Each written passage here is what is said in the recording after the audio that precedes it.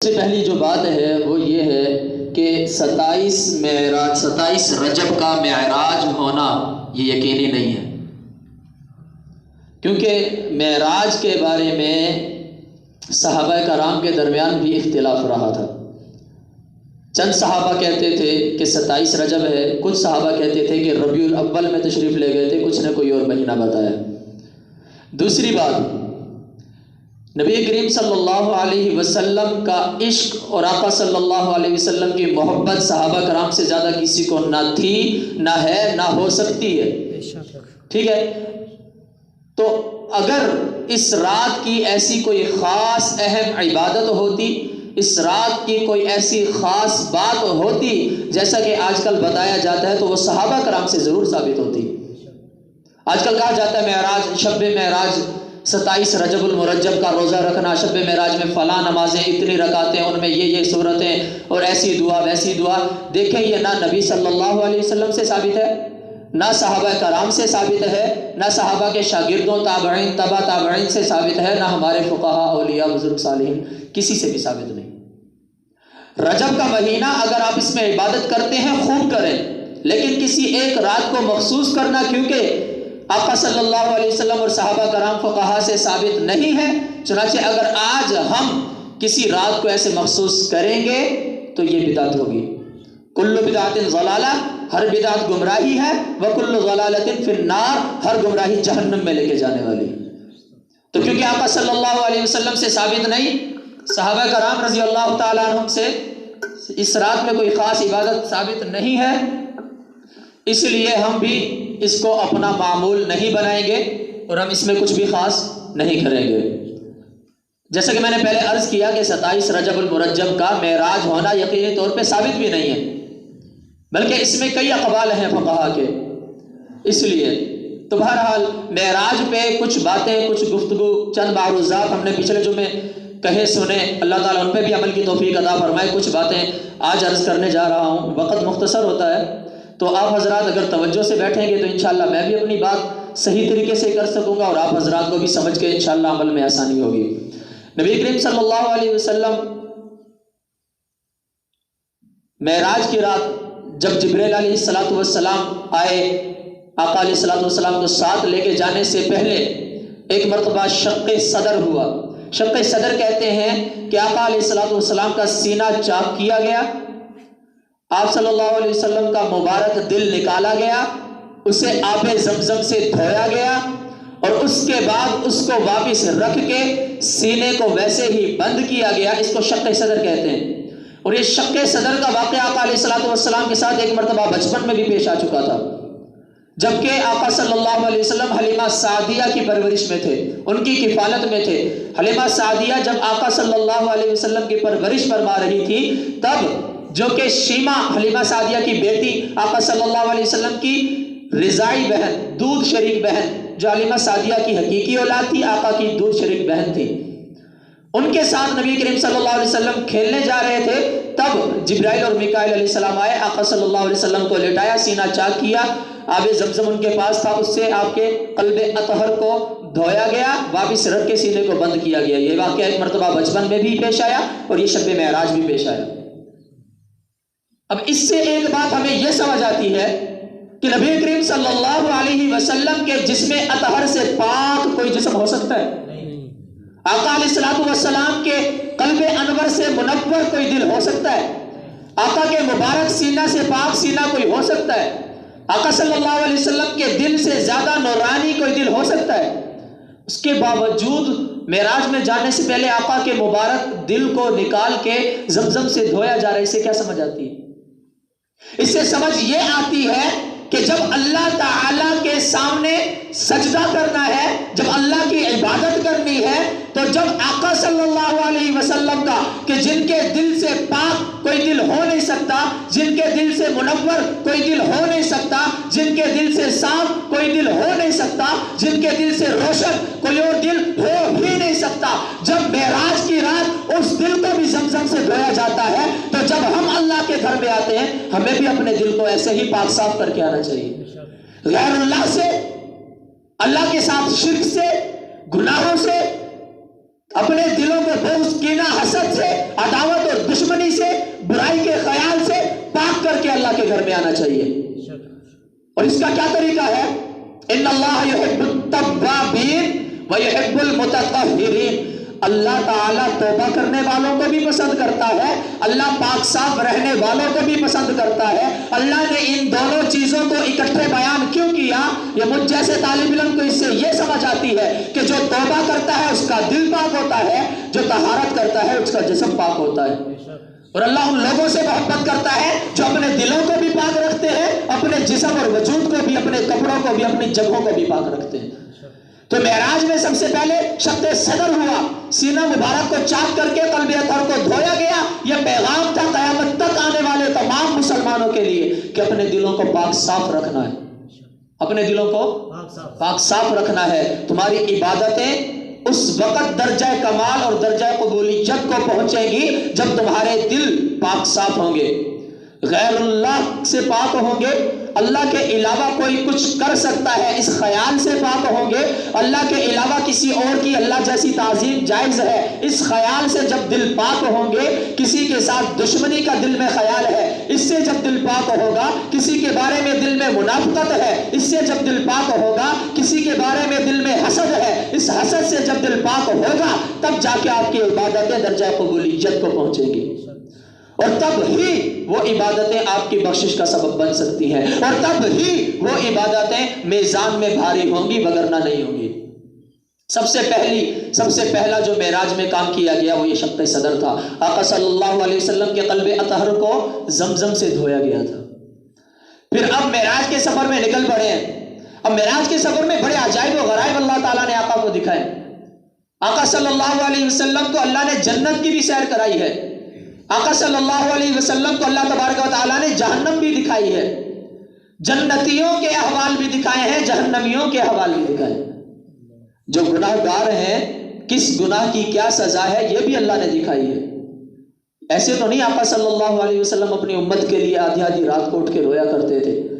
پتہ ہے معراج میں جب اللہ سے ملاقات ہو رہی تھی، اللہ تعالیٰ نے فرمایا تھا میرے محبوب مانگ کیا مانگتا ہے، وہاں بھی اللہ عرش پہ بھی آقا صلی اللہ علیہ وسلم اللہ سے یہ گزارش کر رہے تھے، یا ربی امتی یا ربی امتی یا ربی امتی، اے میرے پروردگار میری امت کو بخش دے، اے میرے رب میری امت کو بخش دے۔ اتنے عروج پہ پہنچ کے آج ہمیں کوئی مقام مل جائے ہم تو اپنے رشتہ داروں کو بھول جائیں، دوست احباب ہمسائے پڑوسی یہ تو بہت دور کی بات ہے، ہمیں آج کوئی کرسی مل جائے ہم تو اپنے ماں باپ کو بھول جائیں، اپنی اولاد کو بھول جائیں، اور وہاں عرش معلیٰ سے بڑی کوئی کرسی ہے، عرش معلیٰ سے بڑا کوئی مقام ہے، اللہ کے ساتھ زیارت ہو جائے اس سے بڑی کوئی فوقیت برتری بلندی ہے نہیں ہے۔ اس بلندی پہ بھی محبوب کہہ رہے ہیں یا ربی امتی، اے میرے رب میری امت۔ یہ وہی امت ہے نا، وہی امت ہے جو داڑھیوں پہ بھی رندے مارتے ہیں، اس طرح پھیرتے ہیں، نماز کا کہیں ان کو بیماری لگ جاتی ہے، بخار ہو جاتا ہے، وہی امت ہے۔ اس امت کے لیے عرش معلیٰ پہ اللہ کے سامنے گڑ گڑا رہے ہیں۔ تو بہرحال عرض کر رہا تھا، شق صدر ہوا، سفر شروع ہوا معراج کا، جنت جہنم کی سیر کرائی گئی۔ کچھ لوگوں کو دیکھا آقا صلی اللہ علیہ وسلم نے، کچھ لوگوں کو دیکھا، ان لوگوں کو زمین پہ سیدھا لٹا کے بھاری بھرکم پتھر فرشتے اٹھاتے ہیں اور ان کے سر پہ مارتے ہیں، سر ان کا پچک جاتا ہے، کچل جاتا ہے۔ آقا صلی اللہ علیہ وسلم نے پوچھا جبرائیل یہ کون ہے؟ کہا محبوب یہ وہ لوگ ہیں جو نماز نہیں پڑھتے۔ کون ہے؟ وہ لوگ ہیں جو نماز نہیں پڑھتے۔ معراج کی برتری تو بڑی بتائی جاتی ہے، معراج میں آقا کو یہ مقام ملا، یہ مقام ملا، یہ مقام ملا، یہ واقعات کیوں نہیں بتائے جاتے؟ آقا کی یہ سفر کا جو داستان ہے، یہ جو رویداد ہے، یہ جو آپ بیتی ہے، یہ جو سفر نامہ ہے، اس کو کیوں نہیں بیان کیا جاتا؟ آقا نے پوچھا جبرائیل کون ہے، کن کا سر ایسے کچلا جا رہا ہے؟ جبرائیل نے عرض کیا کہ اے محبوب صلی اللہ علیہ وسلم یہ وہ لوگ ہیں جو نماز نہیں پڑھتے۔ کچھ لوگوں کو دیکھا کہ جنگل میں ہیں، کہاں ہیں؟ جنگل میں ہیں، جنگل کے کانٹے کھاتے ہیں، جنگل کی جڑی بوٹیاں کھاتے ہیں، جنگل کا پتہ نہیں کیا کیا کچھ کھائے جا رہے ہیں، بھوک نہیں مٹ رہی ہے، کھائے جا رہے ہیں، پیٹ نہیں بھر رہا ہے، بس کھائے پہ کھائے جا رہے ہیں، کانٹے کھا رہے ہیں، ٹہنیاں کھا رہے ہیں، پتھر کھا رہے ہیں۔ آقا صلی اللہ علیہ وسلم نے پوچھا جبرائیل یہ کون لوگ ہیں؟ کہا یہ وہ لوگ ہیں جو زکوٰۃ نہیں دیتے تھے۔ کون لوگ ہیں؟ زکات نہیں دیتے تھے۔ ان لوگوں کو دیکھا کہ گٹھڑی سر پہ اٹھاتے ہیں، گٹھڑی وزن کی سر پہ اٹھا رہے ہیں، اٹھی نہیں جا رہی، پھر نیچے اتار کے اس میں سے کم کرنے کی بجائے اس پہ اور لاد کے پھر اٹھانے کی کوشش کر رہے ہیں۔ وزن اٹھا رہے ہیں سر پہ، اٹھایا نہیں جا رہا۔ اب ہمارے جیسا کوئی سمجھدار ہوگا، اٹھا کے اس میں سے کچھ وزن کم کرے گا، پھر سر پہ اٹھا لے گا، لیکن وہ لوگ سر پہ سے نیچے اتارتے ہیں، اوپر اور وزن رکھتے ہیں، پھر اٹھانے کی کوشش کرتے ہیں، پھر نہیں اٹھائی جاتی، پھر رکھتے ہیں اور وزن لاتے ہیں، پھر اٹھانے کی کوشش کرتے ہیں۔ آقا نے پوچھا جبرائیل یہ کون لوگ ہیں؟ کہا یہ وہ لوگ ہیں جو امانت میں خیانت کیا کرتے تھے، امانت میں خیانت کیا کرتے تھے۔ کوئی امانت رکھواتا اس میں سے کھا جاتے تھے، یا بالکل ہی مکر جاتے تھے، پوری امانت ہڑپ یا آدھی کھا لی یا اس میں سے کچھ استعمال کر لیا۔ ابھی ایسے کیے جا رہے ہیں، وزن پہ وزن لادا جا رہا ہے، اٹھایا نہیں جا رہا پر لاد رہے ہیں۔ ان لوگوں پہ سے گزرے جن کے سامنے انتہائی عمدہ خوشبودار لذیذ گوشت پکا ہوا سامنے رکھا ہے، پکا ہوا گوشت، خوشبو آ رہی ہے، مہک آ رہی ہے گوشت کی، دیکھنے سے بھی لگتا ہے کہ کتنا لذیذ پکا ہوا ہوگا، لیکن وہ لوگ اس گوشت کو چھوڑ کے گندے کچے بدبودار گوشت کی طرف جاتے ہیں، اس کو اٹھا کے کھاتے ہیں، اس کو اٹھا کے کھا رہے ہیں۔ آقا نے پوچھا جبرائیل یہ کون لوگ ہیں؟ عرض کیا یا رسول اللہ یہ وہ لوگ ہیں جن کے اپنے گھروں میں پاکیزہ نیک صالح بیویاں موجود ہیں، ان کو چھوڑ کے منہ مارنے، منہ کالا کرنے، بدکاری کرنے کسی زناکار عورت کے پاس جاتے ہیں، وہاں منہ کالا کرتے ہیں، یہ وہ لوگ ہیں۔ اور یہ لوگ ایک دفعہ نہیں ہے، یہ مرنے کے بعد ہی ان کی یہ سزائیں شروع ہو جائیں گی، اور کل قیامت تک قبر میں بھی ان کی یہ سزائیں جاری رہیں گی۔ جو بے نمازی ہے اس کا سر کچلا جائے گا، مرنے کے ساتھ کچلنا شروع کیا جائے گا، جیسے سر کچلا جائے گا اللہ اس کو پھر ٹھیک کر دیں گے، پھر کچلا جائے گا، پھر ٹھیک کر دیں گے، پھر کچلا جائے گا، قیامت تک یہ سلسلہ جاری رہے گا بے نمازی کے ساتھ۔ اور جو کانٹے کھا رہے ہیں، گند کھا رہے ہیں، پیٹ نہیں بھر رہا، یہ قیامت تک ایسے ہی جاری رہے گا۔ اور جو عمدہ لذیذ صاف ستھرا خوشبودار گوشت چھوڑ کے گندے گوشت کی طرف جا رہے ہیں، گھر میں موجود پاکیزہ بیویوں کو چھوڑ کے زناکار عورتوں کے پاس جا رہے ہیں، یہ قیامت تک ایسے ہی بدبودار گوشت کھاتے رہیں گے۔ معراج میں یہ آقا صلی اللہ علیہ وسلم نے نظارے دیکھے، اس لیے تو آقا صلی اللہ علیہ وسلم نے اتنا منع کیا، روکا کہ فلاں گناہ مت کرنا، فلاں گناہ مت کرنا، جھوٹ مت بولنا، غیبت مت کرنا، چوری مت کرنا، زناکاری مت کرنا۔ یہ کیوں روکا؟ آقا صلی اللہ علیہ وسلم آنکھوں سے دیکھ کے آئے ہوئے واقعات، یہ سزائیں آقا نے اپنی آنکھوں سے دیکھی، پھر امت کو بتائی کہ ان سے بچنا۔ ہاں وہ لوگ بھی تھے کہ زمین میں ہل لگا ہوا ہے، دانے ڈال کے جیسی پانی دیتے ہیں فوراً فصل پک جاتی ہے، کاٹ کے رکھ دیتے ہیں، غلے کے ڈھیر لگے ہوئے ہیں، جیسے بیج ڈال کے زمین برابر کر کے پانی دیتے ہیں فوراً اگاتی ہے، فوراً کاٹنے کے قابل ہو جاتی ہے، وہ فوراً کاٹ کے ڈھیر کرتے جا رہے ہیں، غلوں کے ڈھیر لگے ہوئے ہیں۔ آقا نے پوچھا جبرائیل یہ کون لوگ ہیں؟ تو جبرائیل نے عرض کیا یا رسول اللہ صلی اللہ علیہ وسلم یہ وہ لوگ ہیں جو اللہ کے راستے میں خرچ کرتے ہیں تو فوراً اللہ تعالیٰ ان کو بڑھا چڑھا کے واپس دیتے ہیں، یہ وہ لوگ ہیں۔ تو معراج صرف سفر کا نام نہیں کہ آقا اپنے اس جگہ سے جہاں آپ آرام فرما رہے تھے وہاں سے اٹھے اور عرش مولا پہ چلے گئے اور وہاں سے واپس آ گئے، صرف یہ نہیں ہے۔ معراج میں آقا نے جنت کی بھی سیر کی، جہنم کی بھی سیر کی۔ اب یہاں سے آگے چلے، بیت المقدس پہنچے، فرشتے قطار در قطار نیچے اتر رہے ہیں، جبرائیل علیہ السلام مینار پہ چڑھ کے آذان دے رہے ہیں، یہ بھی سنا ہوگا آپ نے، سنا ہے؟ جبرائیل علیہ السلام نے آذان دی ہے، وہاں آذان دی ہے، آسمان سے فرشتے اترے ہیں، اللہ کے نبی سب صفیں باندھ کے کھڑے ہیں، انتظار ہو رہا ہے امامت کون کرائے گا، تو جبرائیل علیہ السلام نے خاتم المعصومین کا ہاتھ پکڑا اور مصلی پہ کھڑا کر دی۔ آقا صلی اللہ علیہ وسلم نے فرشتوں اور تمام انبیاء کی امامت کرائی ہے وہاں۔ یہاں سے سفر آسمان کا شروع ہوتا ہے، آسمان پہ گئے، پہلے آسمان کا دروازہ بجایا، کھلا، بلکہ ابھی کھلا نہیں، اندر سے جو دربان تھا آسمان کا، اس نے پوچھا کون ہے؟ تو جبرائیل علیہ السلام نے کہا کہ یہ محمد ہیں، اللہ کے مہمان ہیں۔ تو دروازہ فوراً کھل جاتا ہے، دروازہ کھلتا ہے، آگے پہلے آسمان پہ حضرت آدم علیہ السلام سے ملاقات ہوتی ہے۔ حضرت آدم علیہ السلام کے دائیں طرف کچھ لوگ ہیں، بائیں طرف کچھ لوگ ہیں، دائیں طرف دیکھ کے خوش ہوتے ہیں، بائیں طرف دیکھ کے روتے ہیں۔ آقا نے پوچھا جبرائیل یہ کون ہے؟ تو جبرائیل نے عرض کیا کہ یہ آدم علیہ السلام ہے، دائیں طرف نیک لوگ ہیں، ان کو دیکھتے ہیں تو خوش ہوتے ہیں۔ ایک دروازہ ہے جہاں سے ٹھنڈی ہوائیں اور خوشبوئیں آ رہی ہیں۔ پوچھا جبرائیل یہ دروازہ کس چیز کا؟ کہا یہ جنت کا دروازہ ہے۔ بائیں طرف دیکھ کے روتے ہیں. پوچھا یہ کون لوگ ہے؟ کہا یہ ان کی اولاد کے گناہگار لوگ ہیں اور ایک دروازہ ہے جہاں سے تپش اور بدبو آتی ہے. کہا یہ کیا ہے؟ کہا یہ جہنم کا دروازہ ہے. اوپر گئے دوسرے آسمان پہ. دوسرے آسمان پہ حضرت یحییٰ اور حضرت عیسیٰ علیہ السلام دو نبیوں سے ملاقات ہوتی ہے. تیسرے آسمان پہ گئے حضرت یوسف علیہ السلام سے ملاقات ہوتی ہے. چوتھے آسمان پہ گئے حضرت ادریس علیہ السلام سے ملاقات ہوتی ہے. پانچویں آسمان پہ حضرت ہارون علیہ السلام سے ملاقات ہوئی ہے. چھٹے آسمان پہ حضرت موسیٰ علیہ السلام سے ملاقات ہوئی. ساتویں آسمان پہ حضرت ابراہیم علیہ السلام سے ملاقات ہوئی. اور وہاں ایک اور نظارہ بھی ہے ساتویں آسمان پہ. ساتویں آسمان پہ خانہ کعبہ کی طرح کا ایک مقام ہے. جیسے زمین پہ خانہ کعبہ ہے بالکل اس کی سیدھ میں اوپر ساتویں آسمان پہ ایک اور خانہ کعبہ ہے. اسے بیت العلا بھی کہا جاتا ہے, بیت المعمور بھی کہا جاتا ہے. اس سے ٹیک لگا کے ایک بزرگ بیٹھے ہوئے ہیں. ان کے دائیں طرف لوگ ہیں اجلے چہروں والے, روشن چہروں والے. ان کے بائیں طرف لوگ ہیں ان کے چہرے عجیب ہیں, سیاہ ہیں, گندے میلے ہوئے پڑے ہیں. جب آقا کو وہ لوگ دیکھتے ہیں تو بائیں طرف جو نہریں بہ رہی ہیں ان میں چھلانگ لگاتے ہیں. بائیں طرف نہریں بہ رہی ہیں, چھلانگ لگاتے ہیں. پہلی نہر میں نہا کے نکلتے ہیں, چہرہ کچھ صاف ہو جاتا ہے. دوسری نہر میں چھلانگ لگا کے نکلتے ہیں, چہرہ کچھ اور صاف ہو جاتا ہے. جب تیسری نہر میں چھلانگ لگا کے نکلتے ہیں تو بالکل صاف ہو جاتے ہیں. اب یہ پہلی نہر ہے, اس کا نام ہے رحمت الہی. کیا نام ہے؟ رحمت الہی. دوسری نہر بھی ہے, اس کا نام ہے نعمت الہی. تیسری نہر بھی ہے, اس کا نام طہور ہے, نہر طہور. جب اس تیسری نہر سے نہا کے نکلتے ہیں تو پاک صاف ہو جاتے ہیں بالکل. یہ معراج کا سفر چل رہا ہے. ساتواں آسمان آ گیا, آگے سدرۃ المنتہا ہے, سونے کا بنا ہوا درخت ہے, زمرد کے اس پہ پھل لگے, سبز رنگ کے زمرد, نگینا ہوتا ہے زمرد پتھر, اس کے پھل لگے ہوئے ہیں. اور تتلیوں جیسے فرشتے بیٹھے ہوئے ہیں اس درخت پہ, تتلیوں جیسے فرشتے بیٹھے ہوئے اس درخت پہ. اور جب وہ فرشتے ایک ہی مرتبہ اکٹھے مل کے اللہ کی تسبیح بیان کرتے ہیں تو آقا صلی اللہ علیہ وسلم فرماتے ہیں کہ مجھ پہ اللہ کے جلال کی ہیبت طاری ہو گئی تھی جب انہوں نے اکٹھے تسبیح کی. اور ہر فرشتہ الگ الگ زبان میں تسبیح کرتا ہے. اب وہاں سدرۃ المنتہا پہ جا کے جبرائیل رک گئے, قدم رک گئے.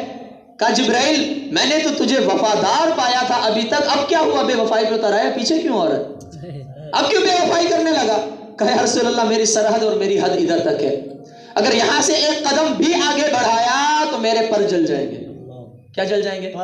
میرے پر جل جائیں گے. سید عطا اللہ شاہ بخاری رحمۃ اللہ علیہ بڑی ہی عجیب بات یہاں پہ کرتے ہیں. کہا کہ معراج میں جبرائیل ساتھ تھا, سدرۃ المنتہا پہ رک گیا کہ آقا کہ میں اگر آگے بڑھا میرے پر جل جائیں گے. یہ جبرائیل تھا جو رک گیا, اگر صدیق ہوتا جل جاتا, آقا کا ساتھ نہ چھوڑتا, جل جاتا, محمد مصطفیٰ کا ساتھ نہ چھوڑتا. اب یہاں سے آقا اکیلے آگے گئے, درمیان سے سب پردے ہٹے, فکان قاب قوسین او ادنی, مل کے بیٹھے ہوئے دونوں صدے ارشاد طالب نے مطلوب نو, اج دوئیں بین گے آمنے سامنے, گل محبت دی ہوے گی دعا اندر, جانے کی کہن گے آمنے سامنے. گفتگو ہو رہی ہے اللہ تعالیٰ کی اور حبیب اللہ کی, اللہ کے حبیب اللہ کے محبوب کی گفتگو ہو رہی ہے, مذاکرات ہو رہے ہیں, حال احوال ہو رہے ہیں. ہاں میرے حبیب کیسے؟ تو وہاں اللہ تعالیٰ نے ایک تحفہ دیا, اس تحفے کو نماز کہا جاتا ہے. کیا دیا؟ نماز. اس تحفے کو کیا کہا جاتا ہے؟ 50 نمازیں اللہ تعالیٰ نے دی تھی. کتنی؟ 50. یہ 5 نمازیں نہیں تھی, 50 نمازیں تھی. جب واپس آئے تو حضرت موسیٰ سے ملاقات ہوئی. حضرت موسیٰ نے کہا کیا لے کے آ رہے ہو؟ کہا جی اللہ نے نمازیں دی ہیں. کتنی دی ہیں؟ 50. کہا میری امت 3 نہیں پڑھتی تھی, آپ کی 50 پڑھے گی, ذرا کم کروا کے. وہ کم کرانے گئے, 45 ہو گئی, پھر کم کرانے گئے, 40 ہو گئی, موسیٰ نے پھر بھیجا, 35 ہو گئی. ایسے آ رہے ہیں, جا رہے ہیں, آ رہے ہیں, جا رہے ہیں, کم ہوتی ہوتی ہوتی 5 بچ گئی. اب موسیٰ سے اگر کوئی پوچھے موسیٰ آپ کو کیا فکر تھی اس امت کی کہ آپ نے 50 سے 5 کرا دی؟ کہا یار مجھے فکر تو کوئی نہیں تھی, پڑھنی تو محمد کی امت نے تھی, لیکن مجھے مزہ یہ آ رہا تھا کہ میں نے اللہ سے یہ درخواست کی تھی کہ باری تعالیٰ آپ کو دیکھنا چاہتا ہوں. اللہ نے کہا اس زندگی میں, دنیاوی زندگی میں مجھے نہیں دیکھ سکتا, تو میں نے سوچا کہ میں تو اپنی دنیاوی زندگی اور دنیا کی آنکھوں سے اللہ کو نہیں دیکھ سکا, جو دیکھ کے آ رہا ہے اس کو تو بار بار دیکھتا رہوں, اس لیے بار بار بھیجتا. اللہ کو دیکھ کے آ رہے ہیں, پھر میں ان کو دیکھتا ہوں, پھر وہ اللہ کو دیکھ کے آ رہے ہیں, پھر میں ان کو دیکھتا ہوں. اب یہاں میرے جیسا طالب علم ایک بات سوچتا ہے, ایک خیال ذہن میں, ابھی صبح میں یہی واقعہ پڑھ رہا تھا تو میرے ذہن میں آیا, سوچا آپ حضرات کے سامنے بھی عرض کروں کہ حضرت موسیٰ نے کتنی مرتبہ بھیجا ہوگا؟ 9 مرتبہ. 9 مرتبہ بھیجا, 10ویں مرتبہ بھیجتے تو یہ شاید 5 سے بھی کم رہ جاتی. موسیٰ علیہ السلام نے 9 مرتبہ بھیجا, 9 دفعہ دیکھا, اس میں کتنی دیر لگی ہوئی ہوگی؟ اس میں تو کوئی دیر نہیں لگی ہوگی. تو میں قربان کیوں نہ جاؤں اس صدیق کے جس نے 3 دن 3 راتیں مسلسل جھولی میں رکھ کے دیکھا ہے. 3 دن 3 راتیں مسلسل دیکھا ہے, اور ایسا دیکھا ہے درمیان میں کوئی ڈسٹرب کرنے والا نہیں ہے, درمیان میں کوئی گفتگو کرنے والا نہیں ہے, درمیان میں کوئی ٹوکنے والا نہیں ہے, درمیان میں کوئی منع کرنے والا نہیں ہے, درمیان میں کوئی بات کرنے والا نہیں ہے جس کی وجہ سے توجہ سونے کے چہرے سے ہٹتی ہو. مسلسل دیکھ رہے ہیں, مسلسل دیکھ رہے ہیں. اور میں قربان کیوں نہ جاؤں ان صحابہ کے کہ جنہوں نے اس معراج کے بعد بھی 12 سال مسلسل اس پیارے چہرے کو دیکھا ہے. 12 سال. موسیٰ علیہ السلام نے تو 9 مرتبہ بھیج کے واپس بار بار دیکھا نا, جنہوں نے 12 سال مسلسل دیکھا ہے ان کی شان کیا ہوگی, ان کا مقام اور مرتبہ کیا ہوگا. تو جب میں نے پچھلے جمعے عرض کیا تھا کہ اللہ نے جتنے بھی نبی بھیجے سب کو معراج کرائی ہے, 1,24,000 نبی جو اللہ نے دنیا میں بھیجے اللہ نے سب کو معراج کرائی ہے. کچھ کا ذکر قرآن میں بھی, حضرت موسیٰ کا بھی ہے, انی انا ربک فاخلع علیک. طور پہ جب گئے تھے اللہ نے طور پہ تجلی ڈالی تھی, طور جل گیا تھا, موسیٰ کی وہ معراج تھی. وَكَذَلِكَ نُرِي إِبْرَاهِيمَ مَلَكُوتَ السَّمَاوَاتِ وَالْأَرْضِ. ہم نے ابراہیم کو دنیا کے عجائب دکھائے, عجیب و غریب چیزیں ہم نے ابراہیم کو دکھائیں. ابراہیم کی وہ معراج تھی. آقا کو عرش معلیٰ پہ بلا کے معراج کرائی جاتی ہے. اب یہاں یہ جو صحابہ کرام ہیں انہوں نے کیسی معراج کی ہے؟ وہ تو اللہ کے نبی تھے, اللہ کے انبیاء تھے, رسول تھے. یہاں صحابہ بھی تو ہیں کہ جب آقا جا رہے ہیں کسی آسمان پہ بلال کے قدموں کی آواز سنائی دیتی ہے, کسی آسمان پہ ابی ابن کعب کی تلاوت کی آواز سنائی دیتی ہے, کسی آسمان پہ صدیق کی باتوں کی آواز سنائی دیتی ہے. تو میں یہ کہتا ہوں کہ یہ صحابہ کی معراج تھی, یہ صحابہ کی معراج تھی. کیسی معراج تھی کہ 3 دن 3 راتیں اللہ نے وہ چاند ان کی گود میں ہی رکھ دیا کہ بھئی دیکھتا رہے, رج کے دیکھ. صدیق تجھے آج ہم کسی گلے کی گنجائش ہی نہیں چھوڑنے دیں گے. بعد میں تو یہ نہ کہے کہ میں نے دیکھا نہیں تھا, یا میں نے دیکھا تو تھا رج کے نہیں دیکھا تھا. تو یہ تھا معراج کا سفر. اب اس معراج کے سفر کا مقصد پچھلے جمعے بھی عرض کیا, سفر کا مقصد کیا تھا؟ وہ مقصد اس امت کو تعلیم دینا تھا کہ اگر یہ کرو گے تو پھر یہ بھگتنا پڑے گا. اگر نماز چھوڑو گے تو سر کچلا جائے گا, قیامت تک کچلا جاتا رہے گا. اگر زکوٰۃ چھوڑو گے تو پھر پیٹ میں کانٹے اور پتھر بھرو گے. اگر اللہ تعالیٰ کی دی ہوئی حلال پاکیزہ بیویوں کو اپنے گھروں میں چھوڑ کے بدکاری کی طرف منہ مارو گے تو وہ گندا بدبودار گلا سڑا گوشت قیامت تک کھاتے رہنا پڑے گا. تو یہ اللہ تعالیٰ نے اس امت کو تعلیمات دینی تھی. محبوب کو بلایا وہ ایک الگ بات ہے, محبوب سے گفتگو ہوئی وہ ایک الگ بحث ہے. اس امت کے لیے کیا سبق ہے وہ یہ ہے کہ اللہ تعالیٰ کے احکامات جو ہیں اس میں نجات ہے, اور اس میں تم مومنین کی معراج ہے. دیکھیں معراج پہ بلا کے نماز کیوں دی گئی؟ اللہ تعالیٰ نے سارے احکامات قرآن کے ذریعے زمین پہ بتا دیے, سارے احکامات اللہ تعالیٰ نے زمین پہ ہی پہنچا دیے. شراب کی حرمت کی آیات نازل ہو گئی, زنا کی حرمت کی وَلَا تَقْرَبُوا الزِّنَا إِنَّهُ كَانَ فَاحِشًا, قرآن کی آیات یہیں زمین پہ نازل ہو گئی. کوئی مکہ میں, کوئی مدینہ میں, کوئی کسی ازواج کے بستر پہ, کوئی کہیں کوئی کہیں. اللہ تعالیٰ نے سارے احکامات جب زمین پہ اتار دیے تھے تو یہ نماز ہی کیوں معراج پہ بلا کے دی گئی ہے؟ کیونکہ سب سے زیادہ اہم ترین چیز ہی یہ نماز تھی, اس لیے وہاں بلا کے دی گئی. اور سب سے زیادہ سخت سزا بھی اسی نماز کے چھوڑنے پہ, اس لیے وہاں بلا کے دی گئی. آقا نے فرمایا جعلت قرۃ عینی فی الصلاۃ, میری آنکھوں کی ٹھنڈک نماز میں ہے, میری آنکھوں کی ٹھنڈک نماز. اب میرے جیسا عاشق, میرے آپ کے جیسا عاشق رسول ہو, صبح شام نعرے لگائے میں تو عاشق ہوں نبی کا اور غلامی رسول میں موت بھی قبول ہے, اور آقا کی آنکھیں ٹھنڈی کرنے پہ راضی نہ ہو, وہ عاشق ہے؟ آقا نے فرمایا میری آنکھیں ٹھنڈی ہوتی ہیں, میرا امتی نماز پڑھتا ہے. اور جب ہم نماز چھوڑتے ہیں تو آنکھیں ٹھنڈی ہوتی ہیں, تو ہم کیسے عاشق ہیں اپنے محبوب کی آنکھیں بھی نہیں ٹھنڈی کر سکتے نماز پڑھ کے؟ ہم کیسے عاشق ہیں؟ اور جب قبر میں سب سے پہلا سوال نماز کا ہے, احادیث میں ہے کہ نماز ٹھیک نکلی باقی اعمال بھی اللہ ٹھیک کر دیں گے, بخشش کا اللہ تعالیٰ پروانہ جاری کر دیں گے. اور اگر نماز ہی ٹھیک نہ نکلی تو کوئی عمل ٹھیک نہیں رہے گا.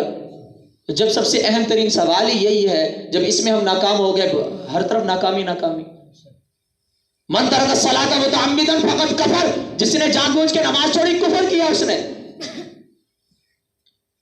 اور یہاں تک فتاوا ہے صحابہ کرام کے, ائمہ ثلاثہ کے, کہ جو نماز جان بوجھ کے چھوڑے اس کو قتل کر دو. کیا کر دو؟ قتل کر دو. امام ابو حنیفہ رحمۃ اللہ علیہ نے کچھ نرمی کی ہے. وہ نرمی کیا ہے کہ جیل میں ڈالو اور اتنا مارو لہو لہان کر دو, اور اتنا اس وقت تک مارتے رہو جب تک توبہ نہ کرے اور دوبارہ نماز شروع نہ کر دے. نماز کی اتنی سختی اور اتنی اہمیت ہے، اور یہ معراج پہ بلا کے دی بھی اسی لیے گئی تھی تاکہ ہمیں پتہ چل جائے کہ یہ کتنی اہم ہے اور مومن کی معراج ہے۔ ہر مسلمان جب نماز پڑھتا ہے گویا وہ معراج پہ ہوتا ہے، جب بھی نماز پڑھتا ہے اللہ کے سامنے ہاتھ باندھ کے کھڑا ہوتا ہے گویا وہ معراج پہ ہے، کیونکہ پوری دنیا سے ناتا کٹ گیا نا۔